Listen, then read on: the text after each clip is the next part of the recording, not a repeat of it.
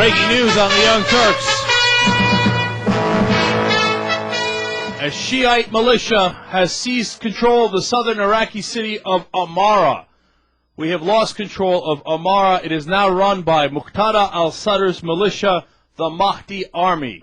We've just gotten report of that. I have family in Amarah. Damn it.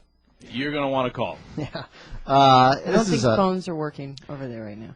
This is described as one of the boldest acts of defiance yet by the country's powerful unofficial armies. The Prime Minister Maliki has sent a security delegation, an emergency delegation, down to Amarah. The Mahdi Army, those are Muqtada al-Sadr's fighters. They stormed 3 police stations this morning, or Friday morning in Baghdad, in Iraq anyway. They planted explosives, blew the buildings up, totally flattened them. 800 guys with Kalashnikov rifles and grenade launchers. They're patrolling the streets in commandeered police vehicles.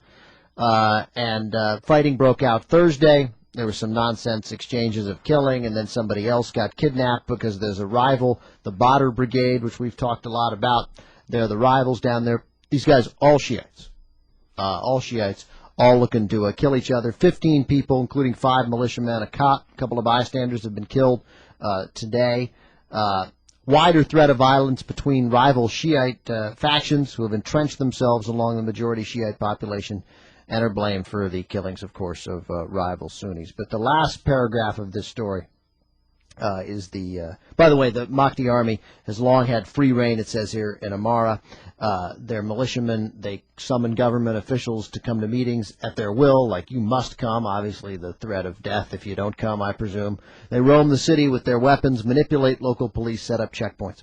Since British troops left Amarah 2 months ago, they left in August, actually, residents there say the militia have been involved in a series of killings, including slayings of merchants suspected of selling alcohol and women that the Mahdi Army alleges to have engaged in immoral behavior.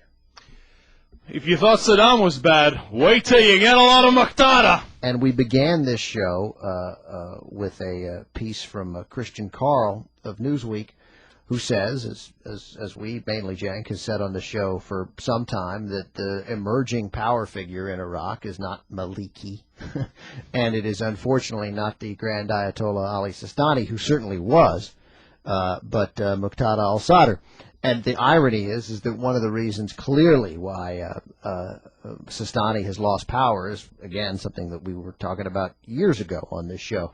We kept thinking, man, what happens when Sistani says, fight back against the Sunni insurgents, because they're killing you. They're killing Shiites. They were killing them from 2003, 4, and 5. That was mainly what was happening.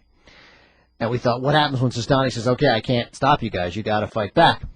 The great thing about Sistani is he hasn't really said, go fight back. And in the process has been rendered, to say irrelevant would be extreme, but has certainly been surpassed by the guy who is fighting back, and others who are fighting back as well. Let me give you basically the outline of who is the most on our side and who is the least on our side in Iraq.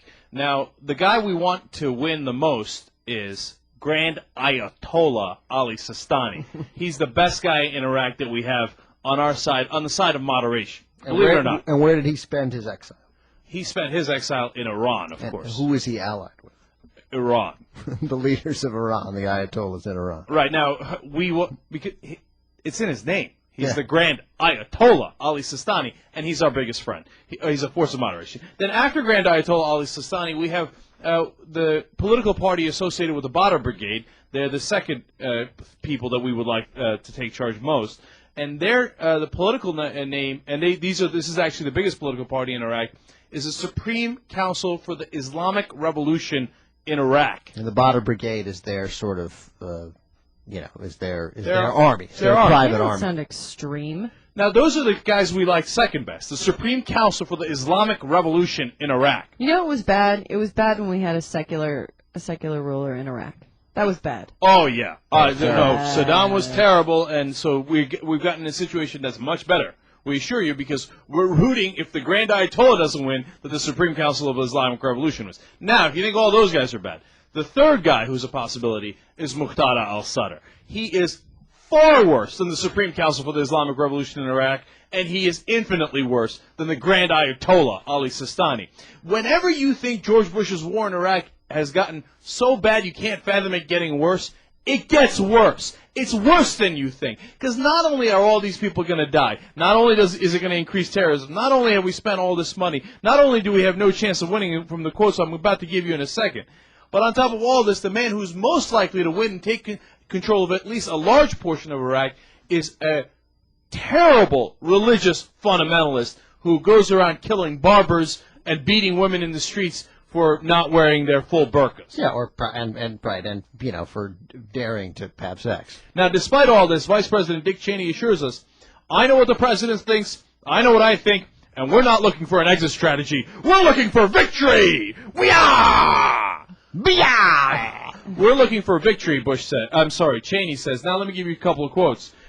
Richard Haas, former chief of policy planning operations in the State Department in charge of Iraq earlier, says, quote, the Iraq situation is not winnable in any real sense of the word winnable. Dick Cheney, we're looking for victory. Now, former State Department number 2 man Richard Armitage says, it is time to withdraw. Quote, we notify the Iraqis that we're going to be drawing down a reasonable but careful percentage of our troops over a reasonable interval of months. Just, for example, 5% of troops every 3 months. Exactly similar to the Democratic plan. This guy signed the Project for a New American Century, by the way. He says at the end, no matter the difficulties we find ourselves out here, and they're temporary, meaning the United States of America, and if we return to our national characteristics, our national values, if we start exposing to the world the normal face of Americans of optimism and enthusiasm, rather than the fear and the anger we've been displaying these last 5 years, we'll be able to get back into the affection of the world.